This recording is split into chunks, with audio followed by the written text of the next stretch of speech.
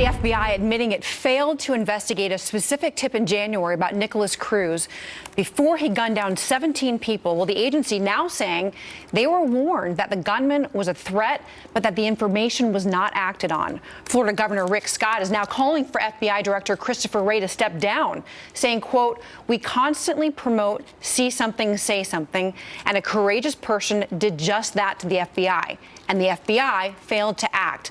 See something, say something is an incredibly important tool, and people must have confidence in the follow-through from law enforcement. The FBI director needs to resign." Danny Coulson is a former FBI Deputy Assistant Director and the FBI's Hostage Rescue Team Commander. Danny, nice to see you. Thank you. It's a sad day, but it's good to see you, too. It is a very sad day, and thanks for being here to talk about this issue with us.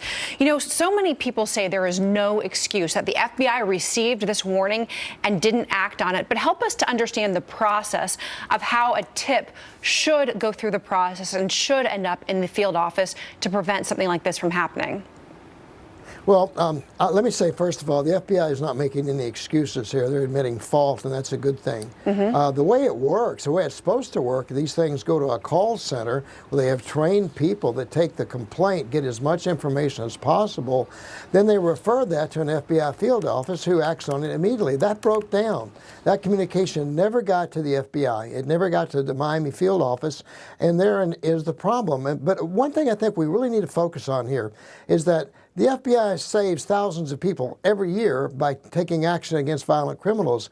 They dropped the ball here clearly, and they're upset about it. We, as former agents, are upset about it. But I promise you one thing, the director of the FBI will fix this. It will not happen again, and that I'm absolutely sure. There are other things that I have grave concerns about with regard to the incident, but I know the FBI will fix this, and they're not making excuses. They're saying, yep, we did it. I think that's a mark of a very good agency.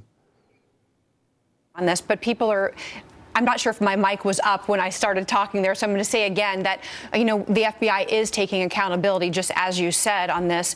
But, you know, a lot of people are asking questions about what should happen regarding the leadership. I mentioned that Governor Rick Scott has said that the FBI Director, Chris Wray, needs to resign. I mean, he was just formally installed back in September. Is it too early? Is that premature? It sounds like you think that the FBI Director is going to fix this. No, I know he'll fix it. I know the FBI. I've actually met the director of the FBI. He's a bright guy. I mean, every agency makes mistakes. I mean, think about this. This individual was contacted over 20 times by the Sheriff's Department. He had over 30 contacts with local governmental officials, knowing that he had involved himself in self-mutilation. He was a disturbed person, and we never dealt with that as a society. And I think while the FBI is to be at fault here, we as a society need to decide, how do we treat individuals like this, and how do we protect ourselves, our children, our adults, our society from people that are deranged and demented and intent on violence. So this is not a one-issue problem. It's a huge problem, and I hope that the states and the federal government will give us some guidance. How do we deal with these guys? If he had 20 contacts with the local police or sheriff's department, why wasn't he referred? Maybe he was referred. And I'm glad you brought that up, because one of the questions I have is the relationship between the FBI and the local law enforcement, because there was the tip to the FBI, there was the online tip, and then there was also the call, but then it sounds like local law enforcement really did have a good idea that this is somebody who had some serious issues. So what about the coordination there?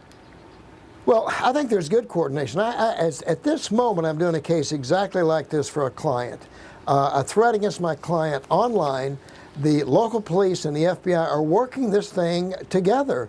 The problem is, once the individual is identified, he gets referred for mental health, he goes in for 7 days and comes out, and he's free to go again.